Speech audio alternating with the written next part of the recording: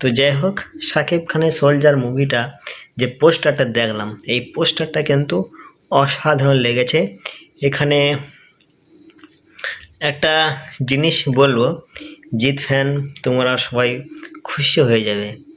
শাকিব খানের যে মোচটা দেখছো, এই মোচটা এটা কিন্তু কিছুটা কপি না, এরা এর মতো করে করেছে সেটা ঠিক আছে, কিন্তু আমার মনে হলো আর কি খাঁকি দ্য বেঙ্গল চ্যাপ্টার এই ওয়েব সিরিজটা যদি কেউ দেখে থাকো তাহলে বুঝতে পারবে যে এই ওয়েব সিরিজে জিতে যে মোচ আছে আর সোলজার মুভির যে মোচটা দেখছি আমি একদম একরকম সেম সেম ক্যাটাগরি।